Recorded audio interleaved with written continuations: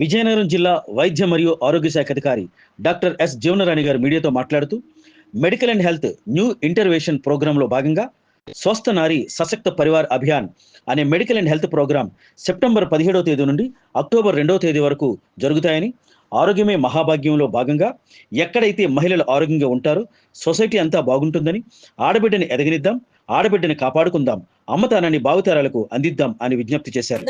కాపాడుకుందాం, save girl child.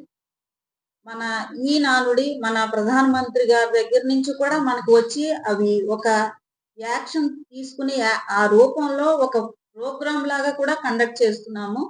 So ఆడబిడ్డని పుట్టనిద్దాం, ఎదగనిద్దాం, కాపాడుకుందాం అనే ఈ నేపథ్యంలో ఇది కనెక్టెడ్ విత్ దిస్ ప్రోగ్రామ్ స్వస్థ నారి సశక్త పరివార్ అభియాన్.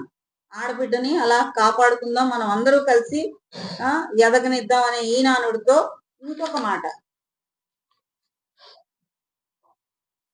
స్త్రీ జగతికి మూలం. ఇది మనందరికీ తెలిసిందే. అమ్మని కాపాడుదాం, ఆడబిడ్డని కాపాడుతాం, అమ్మని భావి తరాలకు అందిద్దాం. ఇవాళ రేపు ఇది కూడా మనం ఆలోచించాల్సిన వైపు అలార్మింగ్ సిచ్యువేషన్స్ లాగా వచ్చేస్తుంది. ఆడబిడ్డను కాపాడుదాం, అమ్మతనాన్ని భావి తరాలకి అందించేలాగా అది మన వారసత్వ సంపద. ఇదంతా కూడా మనం భావితరాలకు అందిద్దామని ఈ నేపథ్యంలో మీ అందరికీ కూడా నేను విన్నవించుకుంటున్నాను. 17వ తారీఖు నుంచి అక్టోబర్ 2వ తారీఖు వరకు గల మధ్యలో గల 15 రోజుల కాలంలో మదరు అండ్ తల్లి పిల్ల సంక్షేమం గురించి సెంట్రల్ గవర్నమెంట్ కొన్ని మార్గదర్శకాలు ఇచ్చింది. వాటిల్లో భాగంగా 14 రకాల సర్వీసెస్ ఒక ప్యాకేజ్ రూపంలో అందించాలనే ఐడియాతో కూడా ఇవ్వడం జరిగింది. వాటిల్లో టీబీ ఉంది, క్యాన్సర్ స్క్రీనింగ్ ఉంది, ఇమ్యునైజేషన్ ఉంది, తర్వాత ఏమో తల్లికి ఇమ్యునైజేషన్, తల్లికి చెకప్స్ ఉన్నాయి, యాంటీనేటల్ చెకప్స్ ఉన్నాయి.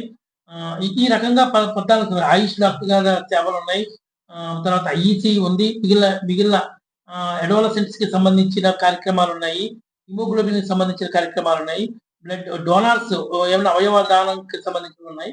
ఈ 14 రకాల సర్వీసెస్ కూడా అందించి వాటి మీద అవగాహన కల్పించి ఎప్పుడన్నా అవసరమైనా సరే అందుకోవటానికి వీలుగా ఉండేటట్టుగా ఒక కార్యక్రమాన్ని రూపొందించడం జరిగింది.